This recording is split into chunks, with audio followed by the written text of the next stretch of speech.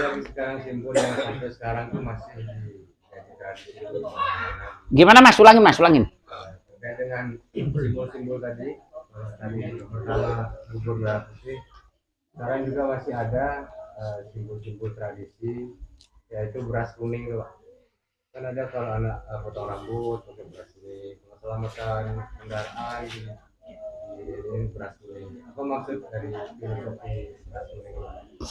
Beras kuning biasanya diwadahin janur. Jan itu adalah tangga, titian, nur adalah cahaya. Jadi warna kuning adalah merupakan nur, dewa, dep, sinar. Jadi maksudnya adalah Sastro Jendro itu berharap anugerah daripada sinar yang maha mulia, yaitu Allah Subhanahu wa Ta'ala. Jadi anugerah dengan sinar kuning ini akan menimbulkan satu ketentraman yang luar biasa, Pak. Jadi begitu. Kenapa harus memakai beras kuning, kemudian ada beras merah, kemudian ada lain sebagainya. Tadi kalau ditanyakan beras kuning, itu seperti itu. Supaya tubuh kita ini hidup nurnya. Kita ini urip, urup, nguripin. Kita ini sudah diberi hidup, tapi hidupnya belum tentu urup. Urup ini nyala, Pak. Urip itu hidup. Urup itu nyala, ya. Kemudian kalau sudah urup, nguripin, bisa membantu yang lain, bisa bermanfaat kepada yang lain. Nah, urup inilah disimbolkan dengan sinar kuning. Kalau di Bali disebut dewa atau dep. Dep artinya sinar. Kalau kita disebut nur, yaitu Nur Muhammad, makanya disimbolkan biasanya upacara-upacara seperti itu dengan janur. Jan itu adalah tangga titian untuk mencari nur, untuk mencari urip, supaya kita bisa nguripin, supaya kita bisa bermanfaat untuk orang lain, supaya kita kena pada satu ayat, sebaik-baiknya manusia adalah yang bermanfaat untuk orang lain. Nah, orang yang bisa bermanfaat itu dia harus urupnya ada. Jadi kalau kita tidak punya urup, tidak punya nur redup, itu Pak, ya hidup tapi hidup-hidupan, ya toh, manfaatnya kurang. Terus bagaimana kita mau mendapatkan yang namanya baik istimewa? Ya kanggokan baik biasa saja, itu pun kalau baik. Kalau meleset, nggak dapat baik, ya toh. Jadi orang yang punya nur, yang punya daya hidup, yaitu dengan simbol kekuning-kuningan tadi, itulah orang yang bisa nguripin kepada orang lain. Dan itu adalah sifat Kanjeng Nabi. Makanya kalau jenengan berteladan kepada Kanjeng Nabi Muhammad SAW, itu ada 4 perkara nih. Jenengan pegang betul nih. Ya, beliau punya sifat sidik. Apa itu sidik? Apa? Benar. Benar. Kemudian amanah. Bisa dipercaya. Patonah. Cerdas. Tablik. Ini pegangannya, Pak. Jadi kebenaran disampaikan. Kemudian ada amanahnya, ada kejujurannya di situ. Ya, bisa dipercaya. Kemudian disampaikan itu.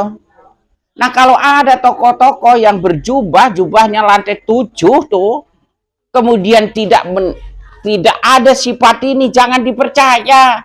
Biarpun ngomong aku lo cucu nih Nabi, pret gitu. Iya toh?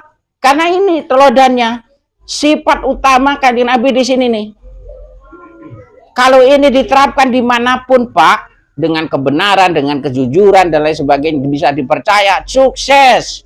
Jenengan di bisnis ini diterapkan sukses. Jenengan sebagai pemimpin diterapkan sukses. Dan aman, gitu.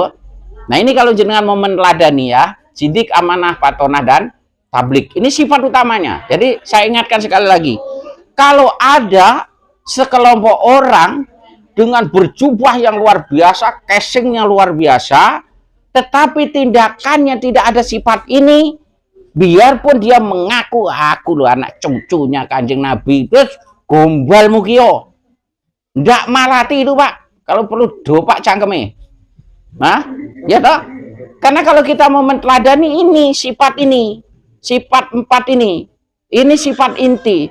Oleh karenanya, ayo kita belajar untuk mempunyai sifat sidik, amanah, patonah, dan tablik. Ini jenengan pelajari betul, jenengan gali betul. Selamat jenengan. Gak usahlah sampai 50%, ya 10% aja. Tenang kita. Ya toh? Itu kalau kita mau teladani. Gitu. Paham ya Mas ya? Jadi si kuning, kenapa pakai kuning dan lain sebagainya tadi? Itu adalah mengharap kehadiran daripada Nur Muhammad. Mengharap kehadiran dari Dewa Deb, yaitu sinar. Dewa itu artinya dep, Pak. Sinar. Sinarnya adalah kekuning-kuningan. Bercahaya kekuning-kuningan. Itu adanya di dalam dada. Itu di gambar gunung kan saya gambar tuh.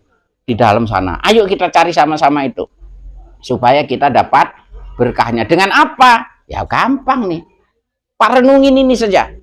Sidik, amanah, patonah, dan tablik. Amalannya nggak usah banyak. Bismillahirrahmanirrahim. Ya Rahman, ya Rahim. Beres. Tuh. Nggak perlu banyak-banyak tuh amalannya. Ya toh?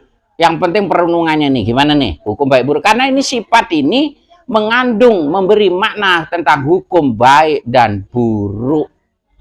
Seperti tadi dah, kalau dia sudah benar, ya kalau sudah benar kan nggak ada melanggar hukum, ya toh, dia sudah amanah, apa tadi, amanah itu bisa dipercaya, kan nggak ada yang tersakiti.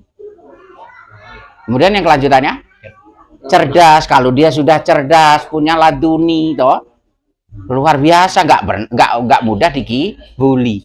Kemudian dia berani menyampaikan antara yang hak dan tidak hak.